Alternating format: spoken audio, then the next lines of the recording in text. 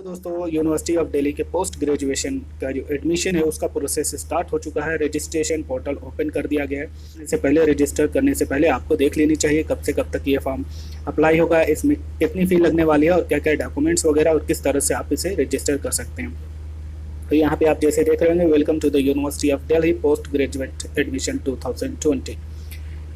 नीचे आप इसके आएंगे तो यहाँ पे आपको कुछ सेक्शन मिलेंगे। इन सेक्शन पे आप अपना कुछ चीज़ें देख सकते हैं जो आपके लिए इम्पोर्टेंट है, वो मैं आपको बता दूँ। इनमें सबसे पहले इम्पोर्टेंट ये है कि एलिजिबिलिटी आपको चेक कर लेनी है कि एलिजिबिलिटी क्या है। इस पर जैसे आप क्लिक करेंगे तो एक नया ऑप्शन आएगा और इसमें यहाँ पे सिलेक्ट कोर्स करके आप पूरे जितने भी जिस कोर्स से भी आप रिलेटेड है, जिस कोर्स में भी आप देखना चाहते हैं, जैसे एमए इंग्लिश का अगर आप खोलते हैं तो ये पूरी डिटेल आपको आएगी। इसको पढ़ लेना है कि एलिजिबिलिटी क्राइटेरिया, मेरिट बेस और इस तरह से किस जो एग्ज़ाम हो रहा है वो।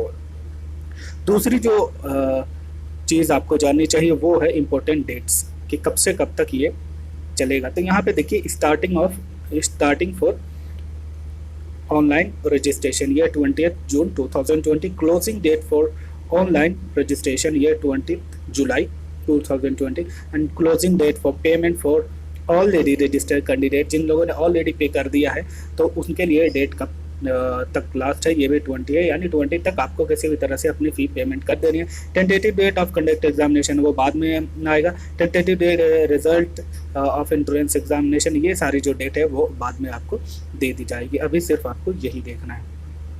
तो ये दो चीज़ अगर आप चाहें तो ये बुलेटिन आप डाउनलोड करके पूरी डिटेल वहाँ पे देख सकते हैं क्या क्या चीज़ें हैं। नीचे आते हैं, आपको कैसे रजिस्टर करना है वो थोड़ा सा देख लीजिए। यहाँ पे ये न्यू यूज़र रजिस्ट्रेशन पे क्लिक करना है। इस पे क्लिक करते ही आपको एक नया पेज ओपन हो जाएगा।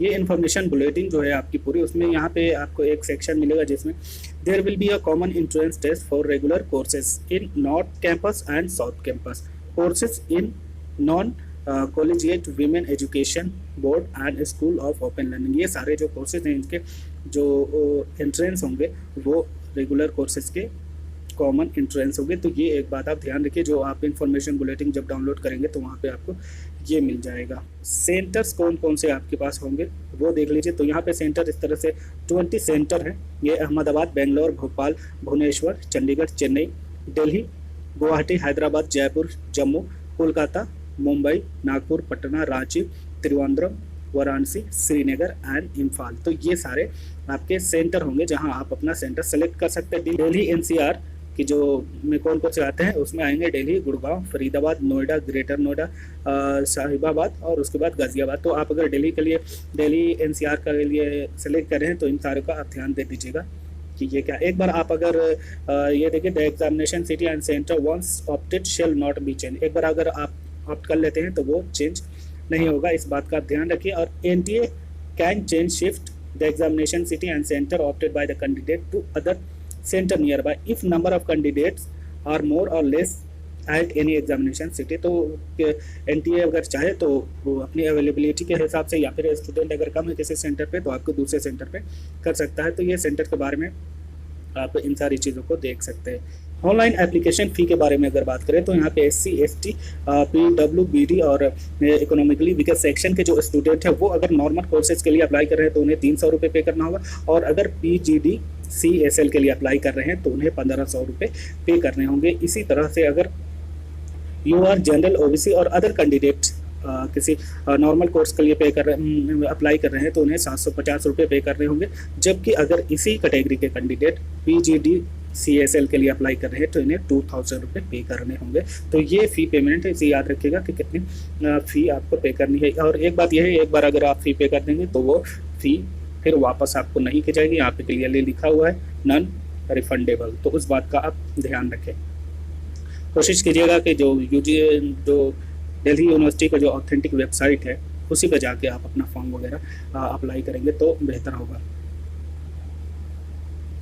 एक इम्पोर्टेंट चीज़ जिसमें और देख सकते, if any applicant has applied for more than one courses the entrance test schedule for the applied courses coincide the university shall not be responsible. अगर आपने एक से दो कोर्सेज के लिए अप्लाई किया है और अगर सेंटर उसका कोलाइड हो जाता है एक ही दिन एक ही डेट पे हो जाता है तो उसके रिस्पॉन्सिबल आप ही होंगे। इसके लिए यूनिवर्सिटी कोई रिस्पॉन्सिबल नहीं होगी, तो आपको उसको ध्यान देना होगा। ये चीज़ आप देख लीजिए, ये बहुत ही इंपॉर्टेंट आपके लिए हो सकता है। जैसे कि वहाँ पे नीचे बताया कि आप एक से ज़्यादा अगर 2 अप्लाई कर रहे हैं तो बहुत सारे को ज़रूरत होगी 2 कोर्स में अप्लाई कर सकते हैं। तो उसका क्या प्रोसेस है कि अगर सेंटर कोलाइड हो गया तो उसकी रिस्पॉन्सिबिलिटी यहाँ पे ऑप्शन दिया है, the applicant need to pay separate application fee for each courses they are applying for. तो आपके लिए सेपरेट कोर्सेज के लिए अगर आप अप्लाई कर रहे हैं तो उसके लिए सेपरेट एप्लीकेशन विद फी आपको पे करना होगा। तो इस बात का ध्यान रखें, अलग से आपको फॉर्म भी पे करना होगा, अलग से फॉर्म भी फिल करना होगा, एक फॉर्म में आप इसे नहीं कर सकते। एडमिशन किस तरह से होंगे, तो इसमें 2 तरह के जो एडमिशन है, एक है मेरिट बेस और दूसरा है एंट्रेंस टेस्ट बेस। तो इसमें क्या है, तो आप ये देख सकते हैं कि जिनका एंट्रेंस मेरिट बेस है तो इसमें for the merit base mode the applicant shall be considered in admission list only.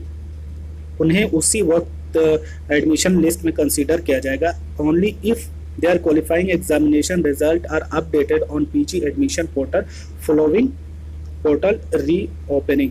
आपका जो क्वालिफाइंग एग्जामिनेशन का जो रिजल्ट है वो अपडेट कर दिया जाएगा एडमिशन पोर्टल पे। जब भी आपका होगा रीओपन होने के बाद, तभी आपका नाम एडमिशन लिस्ट में आएगा। तो इस बात का ध्यान रखें, वो लोग जिनका मेरिट बेस्ड जो कोर्स सेलेक्ट कर रहे हैं, दूसरे वो लोग जो इनका एंट्रेंस टेस्ट बेस्ड है, तो इनका ये होगा कि even if the applicants qualifying examination result are still awaited they will be considered in the admission list. यानी कि जिनका अभी अवेटेड भी है और वो ऑप्ट कर रहे हैं एंट्रेंस टेस्ट बेस्ड, तो वो उसके लिए एलिजिबल हैं, वो एडमिशन लिस्ट में होंगे, वो एंट्रेंस दे सकते हैं। मसला है उन लोगों का जो मेरिट बेस है, तो यानी कि आपका पहले रिजल्ट अपडेट हो जाना चाहिए, उसी के बाद ही आपका सिलेक्शन हो पाएगा। और ये है the formula for the conversion of CGPA into percentage for the under graduate courses of the university of Delhi under the choice based credit system is. तो फार्मूला ये है, final percentage of marks percentage equal to CGPA based on all 6 semester into 9.5/6। तो इस बात का ध्यान रखें, इस तरह से आप अपना जो मार्क्स है उसको CGPA में कन्वर्ट कर सकते हैं। ये कुछ चीज़ें थी जो आपको रजिस्टर करने से पहले आपको जान लेनी चाहिए कि किस तरह से, ताकि आपको रजिस्ट्रेशन में कोई प्रॉब्लम ना हो। मिलते हैं नए वीडियो में नए इन्फॉर्मेशन के साथ, तब तक के लिए आप अपना ख्याल रखें। Thank for watching.